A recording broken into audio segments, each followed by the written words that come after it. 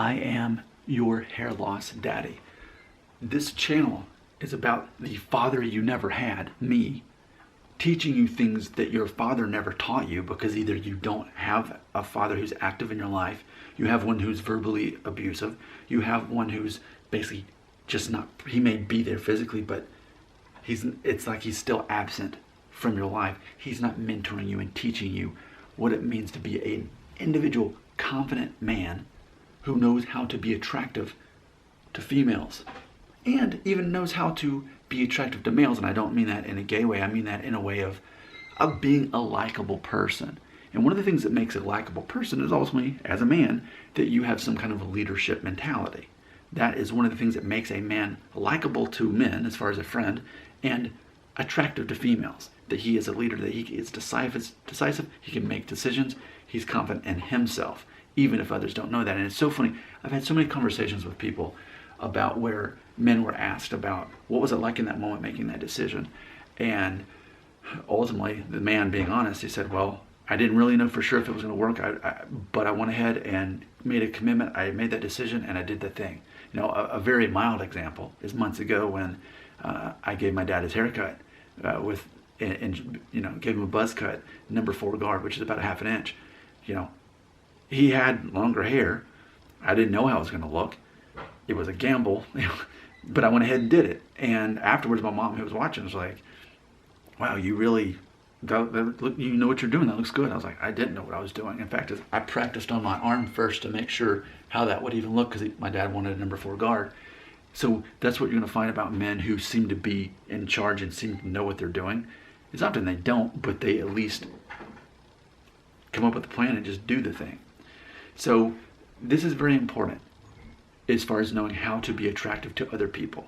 Attractive to men as a friend and a leader. Attractive to females also as a friend, but also, in case you are single, being attractive to single women. With that being said, let's talk about Jason Statham. So last weekend, I finally saw the movie The Meg. I love that movie. Now granted, I have a son who's, you know, in 3rd grade, and so anything to do with sharks, he already knows all the trivia, all the facts, and he'd been wanting to see this movie, but there were so many Marvel movies and DC movies we had to see first. We finally saw those. I finally got The Meg, and I loved it. He loved it. Well, as you know, the main star is Jason Statham, and I want to dedicate the rest of this video, just talk about how attractive, physically attractive Jason Statham is, but also about how he's attractive beyond that, because this is a great character study. Now let's start with the obvious. This is a channel mainly talking about hair loss, because that's what my audience demands. So being a good marketing guy, being a salesman and recruiter by profession, I know that we'll cater to what they're asking for. So starting out with the obvious, Jason Statham, he is bald, we can say it. No, he's got maybe a little, but he's basically just bald on top. What's interesting about him is a lot of men would just shave it off all the way down to the skin. He doesn't. He keeps, I'm just thinking maybe something like a 0.5 to a number 1 is often what you see. It's consistent with his stubble.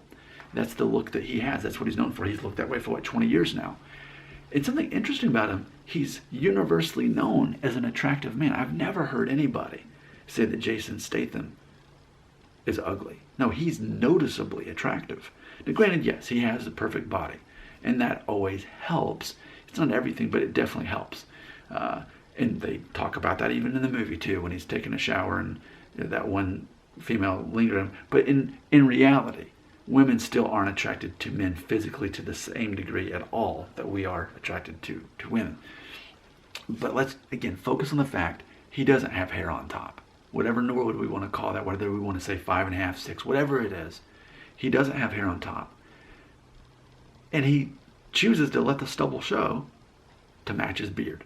I think that's interesting. Now, there's all this talk for men who have never shaved their head, where they say, well, I don't have the right head shape for it. And I think that's a cop-out. Yeah, I'm calling you out. I think it's a cop-out. If you're going to say, well, I would shave my head, but I don't have the right head shape for it. Nope. Excuses is what that is. Because while in theory, yes, there are certain head shapes that can pull it off better, like mine. I have the perfect head shape to shave in my head. And I've over 100 videos of me with a shaved head. If you're interested, you can just look them up on my channel. But the thing is, more so important than how your head shape is or how you look with the head shape, it's more about the fact that you make that decision, that you're decisive. So a man who says, you know what, maybe I don't have as good of a head shape as Nick Shell does, but I'm going to do it anyway. And if you can grow a beard, have it with a beard. That look is awesome. It's so masculine. What could be more masculine than the fact of fully embracing male pattern baldness and shaving off your head? Because that's not a feminine thing, and neither is a beard. So to really rock both of that, by default, you made a decision that many men are afraid to make because they've never taken the leap and just shaved their head. I first did it when I was 21. That's why when I feel like doing it, I do it. When I don't, I don't. But I love doing it. It's great. Just in this moment, I don't feel like it, which is why I'm not doing it right now. So we've got Jason Statham. He's definitely accentuating his masculinity with the stubble, with the shaved head. Even though it's not to the skin, he's confident in who he is. His skull, he kind of has, in my opinion, kind of has a taller forehead like I do. Right? And a lot of people, my forehead's too tall to do it. Well, what I notice is, as far as male pattern baldness, a lot of times what happens is the men who tend to go more aggressively bald are the ones who do have a taller forehead to begin with. It's often men who seem to have a smaller forehead that tend to be less likely to go all. That's not officially one of my theories, but I am starting to be open to the concept. I'm seeing more and more of that concept, that if you because some people just have more of a forehead. I do, and therefore it's going to be accentuated. So shave it off. The gesture of shaving your hair off is what makes you be able to, quote, pull off shaving off your hair. So yes, Jason Statham, he's universally, in my opinion, one of the most attractive actors in Hollywood. I really do mean that. And yet he doesn't have hair. Now let's look at him as a character. Now I've seen some of the Fast and Furious movies. I don't think I've actually seen the ones with him in it. Maybe eventually I will. I know he's in those movies. He's really the only movie I saw the very first Transporter. Nearly 20 years ago I saw that. But you often see this with action heroes, is that they are men who they're in charge of their emotions, for one. And if you've seen The Meg, I mean, it's a perfect character study. I want you to watch The Meg. It's a great movie. You look at his character that he plays. He is masculine. He's in control. He's not insecure thinking about himself at all. He's thinking about other people the whole time. You know, the opening scene where he has to abandon those other people and he had to make that decision, that was tough. And that wears on him, and he has to work through that the rest of the movie, and he wants to make sure he doesn't do it again. It's a man who's serving other people. He's not thinking about himself first, but instead thinking about other people. He's a leader. He makes decisive decisions. He has a certain skill set. He's, good at being able to manage those little submarine things that he's driving around in the whole movie. He ends up coming up with a plan to figure out how to save people from all getting eaten from these giant sharks. So you've got a man who's confident, a man who serves others, a man who is able to make decisions. Now, the only thing I would say, he's not necessarily funny in this movie, which is a problem I have with a lot of the James Bond movies. They're not funny. One of the most masculine elements is being funny and making other people laugh. Often you don't see that in a lot of these movies where it's an action star. So just imagine Jason Statham plus also being funny would be a pro comment. But so what I'm describing in this 10-minute video is Jason Statham is not only an attractive man, but he's also, physically, but he's also an attractive man beyond what makes a man physically attractive. And with all that being said, if we're going to focus on the hair, he doesn't have any. Which, a reminder, I need to just start saying it in all my videos now. Most of my viewers are younger men who aren't actually bald. Maybe you've got a hairline like this, but you're not actually bald or even noticeably balding. Because remember, in real life, this is what I look like. This receding hairline is not obvious.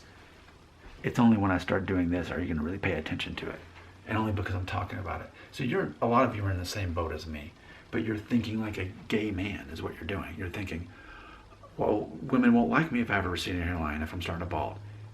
Maybe in the gay community, that's how gay men look at each other. And based on gay viewers that I have, they've told me that. They've told me that it's this idea of staying young and looking young to have more of that boy look or something. But I say, as a straight man, you totally want to embrace any physical traits that make you masculine. Beard, stubble, receding hairline, shave your head. That's masculine. Women are attracted to that because psychologically, if you look very masculine, and even older than them, it's going to be assumed that you have more life experience and wisdom, and you're going to be more decisive, and you're going to be a leader, and you're going to be confident. That sells. That makes you attractive beyond you looking like, who am I supposed to say that's attractive right now? Jason Momoa. I don't know, because I'm not thinking like a gay man. I'm thinking like a straight man, where I can say Jason Statham is a perfectly attractive man, but more so than that, not only does he embrace his masculine traits, but also he is the kind of person that people want to be around because he's decisive and makes decisions and has a skill set. One more thing. I think he's not even that tall either. Let me look this up real quick. I don't think he's tall. And it's interesting because a lot of times when women are asked what makes a man physically attractive, they'll say that he's tall. But so many men in movies are not tall. So let's look this up and find out. Because I'm pretty sure he and I are about the same. I'm 5'9", and let's see what he shows up as. 5'10". Imagine that. So he's 5'10". Another actor who's that same height is Paul Rudd. So imagine if I was standing in the middle and Paul Rudd and Jason Statham, we'd basically, in theory, all look the same height. So I think that's interesting that we've got an action star. And we could say the same thing about Paul Rudd. With Paul Rudd, now granted he doesn't have any hair loss issues, and he's in his 50s, but he's known now for being the man who hasn't aged in 25 years. He looks the exact same despite being in his 50s. And in theory, yeah, he is an action star because, Ant-Man. But so many, and then even Robert Downey Jr. I think is like 5'8.5". Mark Ruffalo I think is 5'8". Tom Holland, who plays Spider-Man, I think is 5'10". So many of these action stars are actually my size.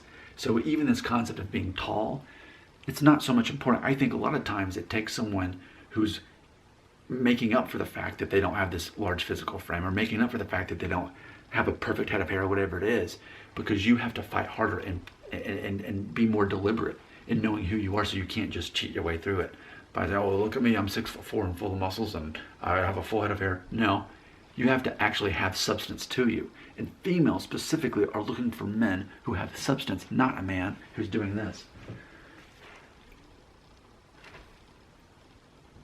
Asking social media to back up how he looks. And I'm going to end on a sour note. People aren't going to like this, but I'm just going to be real. I will not name names, but there is a certain Facebook page in which a lot of men who watch my channel go on there. And it's a place where men can because you know how I say how it's weird and creepy that teenage boys send me emails saying, hey Nick, I'm a fan of your videos. Would you mind taking a look at my hairline? I'm like, tell me if I'm balding. I always ignore that. That's weird and creepy that a guy who's your dad's age is going to look at a teenage boy and, no, that's weird. But there is a Facebook page that exists where people do that, and they just show the pictures to get other guys' opinions on their receding hairlines. No, don't do that. Don't do that. Be attractive to women, not to men. If you're attracted to women, find out what it takes to be attracted to them, which is not specifically having a full head of hair. It's reverse thinking. You need a manly mentor, you need a father figure like me to set you straight and tell you how it actually is. The majority of you watching this are not gay. The majority of you are straight. If you're gay, I'm glad you're here. Welcome. But most of you are straight. Most of you are attracted to women, and most of you actually aren't bald.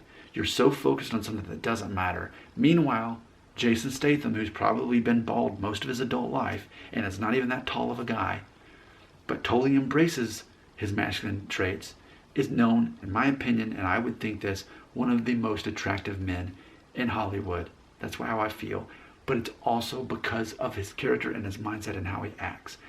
That is truth. But some people, when they hear the truth, they hear it as a lie, because you need a paradigm shift in your life. Your comments belong right here.